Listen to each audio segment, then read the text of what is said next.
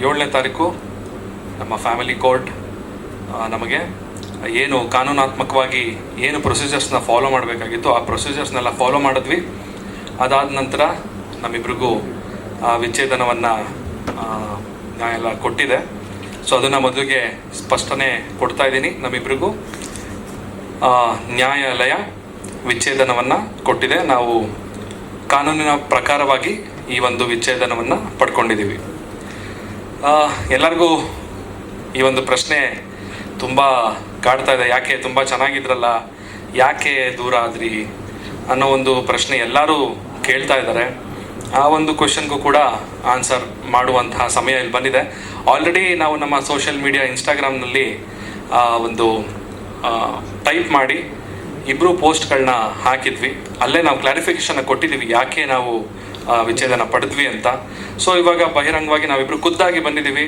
ಯಾಕಂತ ಹೇಳಿದ್ರೆ ಸಾಕಷ್ಟು ವದಂತಿಗಳು, ಬೇಡದೇ ಇರುವಂಥ ಸುದ್ದಿಗಳು ಎಲ್ಲರೂ ಸೃಷ್ಟಿ ಮಾಡಿ ಕೆಲವರು ಸೃಷ್ಟಿ ಮಾಡಿ ಅದನ್ನು ಹರಿಬಿಡ್ತಾ ಇದ್ದಾರೆ. ಅದು ಜನಗಳಿಗೆ ನಿಜ ಏನೋ ಅನ್ಸೋ ಒಂದು ಮುನ್ನ ಅದಕ್ಕೆ ನಾವು ಒಂದು ಕ್ಲಾರಿಟಿ ಕೊಟ್ಬಿಡೋಣ ಅಂತ ಇವತ್ತು ಈ ಒಂದು ಪತ್ರಿಕಾಗೋಷ್ಠಿಯನ್ನು ಕರೀಲಿಕ್ಕೆ ಒಂದು ಮುಖ್ಯ ಕಾರಣ ಕೂಡ. ಆ್ಯಂಡ್ ಏನಕ್ಕೆ ನಾವಿಬ್ಬರು ವಿಚ್ಛೇದನ ಪಡೆದ್ವಿ ಅನ್ನೋದಾದರೆ, ಕೆಲವು ವರ್ಷಗಳಿಂದ ನಾನು ಬೆಳೆದಂತಹ, ಅಂದರೆ ನನ್ನ ಆಲೋಚನೆಗಳು, ನನ್ನ ಜೀವನ ಶೈಲಿ ಒಂದು ಆಯಾಮದಲ್ಲಿ ಹೋದರೆ ನಿವೇದಿತಾ ಅವರ ಒಂದು ಯೋಚನೆ, ಆಲೋಚನೆ, ಒಂದು ಜೀವನ ಶೈಲಿ ಅವ್ರದ್ದೇ ಒಂದು ಆಯಾಮದಲ್ಲಿ ಬೆಳೀತಾ ಹೋಯಿತು. ಸೊ ಇದ್ರ ಮಧ್ಯದಲ್ಲಿ ಜೀವನ ಅಂದರೆ ಏನು ಅಂತ ನಾನು ಅರ್ಥ ಮಾಡ್ಕೊಂಡಿರೋದು ಮತ್ತು ನಿವೇದಿತಾ ಅವರು ಅರ್ಥ ಮಾಡ್ಕೊಂಡಿರೋದು ಎರಡು ವ್ಯಾಖ್ಯಾನಗಳು ತುಂಬ ಡಿಫ್ರೆಂಟ್ ಆಗಿತ್ತು. ಅದು ಒಂದಕ್ಕೊಂದು ಹೊಂದಾಣಿಕೆ ಆಗಲೇ ಇಲ್ಲ. ತುಂಬ ಪ್ರಯತ್ನ ಪಟ್ವಿ ಕೆಲವು ವರ್ಷಗಳಿಂದ ಎಲ್ಲ ಸರಿ ಹೊಂದ್ಕೊಂಡು ಹೋಗ್ಬೇಕು ಅಂತ. ಸೊ ಪ್ರತಿದಿನನೂ ಈ ರೀತಿಯಾದಂಥ ಒಂದು ಮನಸ್ತಾಪಗಳು ಬರ್ತಿದ್ದಾಗ ಎಲ್ಲೋ ಒಂದು ಕಡೆ ಅನಿಸ್ತು, ನನ್ನ ಜೀವನ ಶೈಲಿ ಬೇರೆ ಇದೆ, ಇವರ ಜೀವನ ಶೈಲಿ ಬೇರೆ ಇದೆ. ಒಬ್ರಿಗೊಬ್ರು ನಾವು ರೆಸ್ಪೆಕ್ಟ್ ಮಾಡಲೇಬೇಕು. ಬಿಕಾಸ್ ನಾವೆಲ್ಲ ಇಂಡಿವಿಜುವಲ್ಸ್. ಈ ಭೂಮಿ ಮೇಲೆ ನಾವು ಜನ್ಮ ಪಡೆದಿದ್ದೀವಿ ಅಂದಮೇಲೆ ಅವ್ರಿಗೆ ಎಷ್ಟು ಹಕ್ಕಿರುತ್ತೆ, ನಮಗೂ ಕೂಡ ಅಷ್ಟೇ ಹಕ್ಕಿರುತ್ತೆ. ಸೊ ಹಾಗಾಗಿ ಯಾರು ಫೋರ್ಸ್ಫುಲ್ ಆಗಿ ಒಬ್ರ ಜೊತೆ ಇರೋದು ಸರಿಯಲ್ಲ. ಅಂದರೆ ಮಾನಸಿಕವಾಗಿ ಒಂದು ನೋವನ್ನು ಅನುಭವಿಸ್ಕೊಂಡು ಒಟ್ಟಿಗೆ ಇರೋದು ಸರಿ ಬರಲಿಲ್ಲ. ಅದಕ್ಕೆ ನಾವಿಬ್ರು ಒಮ್ಮತದಿಂದ, ಮತ್ತೊಮ್ಮೆ ಹೇಳ್ತೀನಿ, ನಾವಿಬ್ರು ಮ್ಯೂಚುವಲ್ ಕನ್ಸೆಂಟಿಂದ ಒಟ್ಟಿಗೆ ನಿರ್ಧಾರ ಮಾಡಿ ನಾವಿಬ್ರು ಖುಷಿಯಾಗಿರ್ಬೇಕು ಅಂತ ಹೇಳಿದ್ರೆ ನಾವಿಬ್ರು ಸಪ್ರೇಟ್ ಆಗಿದ್ರೇ ತುಂಬ ಖುಷಿಯಾಗಿರ್ತೀವಿ. ಸೊ ಹಾಗಾಗಿ ನಮ್ಮಿಬ್ಬರ ಮಧ್ಯದಲ್ಲಿ ಯಾವುದೇ ರೀತಿಯ ದ್ವೇಷ, ವೈಮನಸ್ಸು ಯಾವುದೂ ಇಲ್ಲ. ಅಂದರೆ ನನಗೆ ಅವರ ಬೆಳವಣಿಗೆ ಮೇಲೆ ನನಗೆ ಒಂದು ಖುಷಿ ಇದೆ. ಅವರು ಇಷ್ಟು ಮಟ್ಟಕ್ಕೆ ಬೆಳೆದಿದ್ದಾರಲ್ಲ ಅನ್ನೋ ಒಂದು ಖುಷಿ ಇದೆ. ಆಕೆಗೆ ಕೂಡ ನಾನು ಮಾಡ್ತಿರುವಂಥ ವಿಷಯದ ಮೇಲೆ ಅವ್ರಿಗೂ ಕೂಡ ರೆಸ್ಪೆಕ್ಟ್ ಇದೆ. ಸೊ ಇಬ್ಬರು ಮ್ಯೂಚುವಲ್ ಆಗಿ ರೆಸ್ಪೆಕ್ಟಿಂದ ಒಬ್ರಿಗೊಬ್ರು ಒಂದು ಮ್ಯೂಚುವಲ್ ಕನ್ಸೆಂಟಿಂದ ಒಪ್ಕೊಂಡು ಇವತ್ತು ಈ ನಿರ್ಧಾರ ಮಾಡಿ ವಿಚ್ಛೇದನವನ್ನು ಕೂಡ ಪಡೆದುಕೊಂಡಿದ್ದೀವಿ. ಆ್ಯಂಡ್ ನಮಗೆ ನಮ್ಮ ಸ್ನೇಹಿತರು, ಹಾಗೆ ನಮ್ಮ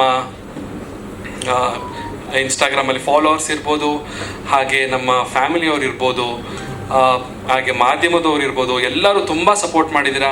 ಇಂಥ ಒಂದು ಸಿಚುವೇಶನಲ್ಲಿ ನಮಗೂ ಕೂಡ ತುಂಬ ಕಷ್ಟ ಆಯಿತು. 2 ದಿನ ನಾವು ಯಾರ ಫೋನ್ನು ಅಟೆಂಡ್ ಮಾಡೋಕ್ಕಾಗಲಿಲ್ಲ. ಬಿಕಾಸ್ ಆ ಮನಸ್ಥಿತಿಲಿ ಇರಲಿಲ್ಲ. ನನಗೆ ಯಾರ ಜೊತೆನೂ ಮಾತಾಡಬೇಕು ಅನ್ನೋ ಒಂದು ಮನಸ್ಥಿತಿ ಇರಲಿಲ್ಲ. ಸೊ ಇವಾಗ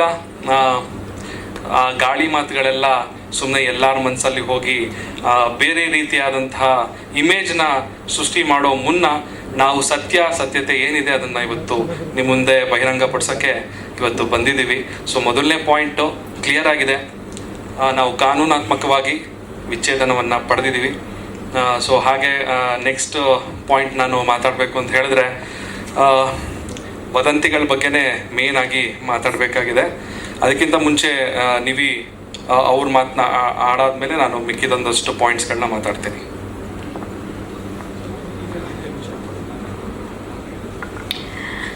ಥ್ಯಾಂಕ್ ಯು ಸೋ ಮಚ್. ಎಲ್ಲ ಮೀಡಿಯಾ ಪೀಪಲ್ ಎಲ್ಲ ತುಂಬಾ ಎಷ್ಟೊಂದು ಜನ ಸಪೋರ್ಟ್ ಮಾಡಿದ್ದೀರಾ. ಆಲ್ಮೋಸ್ಟ್ ನನಗೊಂದು ಕೆಲವೊಬ್ರು ಮಾತಾಡಿರೋದಾಗಲಿ, ಸಪೋರ್ಟ್ ಮಾಡಿರೋ ರೀತಿ ಪರ್ಸ್ನಲಿ ಇಷ್ಟ ಆಗಿ ಅವ್ರಿಗೆ ಮೆಸೇಜ್ ಕೂಡ ಮಾಡಿದ್ದೀನಿ. ನಿಮ್ಮ ಒಂದು ಥಿಂಕಿಂಗ್ ನಮಗೆ ಆ ಮೊಮೆಂಟಲ್ಲಿ ತುಂಬ ಸಪೋರ್ಟಿವ್ ಆಗಿತ್ತು. ಆ್ಯಂಡ್ ಸೆಕೆಂಡ್ ಥಿಂಗ್ ಬಂದು, ಚಂದನ್ ಆಲ್ರೆಡಿ ಮೆನ್ಷನ್ ಮಾಡಿರೋ ಹಾಗೆ ನಮ್ಮಿಬ್ಬರ ಮಧ್ಯೆ ಜಸ್ಟ್ ನಾವು ಕಂಪ್ಯಾಟಬಲ್ ಆಗಿರಲಿಲ್ಲ ಅನ್ನೋ ಒಂದೇ ಕಾರಣಕ್ಕೆ ಅದು ಡೈಲಿ ಅಲ್ಲ, ಯಾವಾಗ ತುಂಬ ಕಾನ್ಫ್ಲಿಕ್ಟ್ಸ್ನ ರೇಸ್ ಬರ್ತಿದ್ದರಿಂದ ನಾವು ಈ ಒಂದು ಡಿಸಿಷನ್ಗೆ ಬಂದಿದ್ದೀವಿ. ಅದ್ರ ಬಿಟ್ಟು ಬೇರೆ ಯಾವುದೇ ಥರ ಇವಾಗ ಸ್ಪೆಕ್ಯುಲೇಟ್ ಮಾಡ್ತಿದ್ದಾರೆ, ಒಂದಷ್ಟು ಹರ್ಟ್ ಆಗೋ ಥರ ಫಾಲ್ಸ್ ರೂಮರ್ಸ್ ಎಲ್ಲ ಸ್ಪ್ರೆಡ್ ಆಗ್ತಿರೋ ಥರ ಯಾವುದೂ ಇಲ್ಲ. ಅಷ್ಟೇ.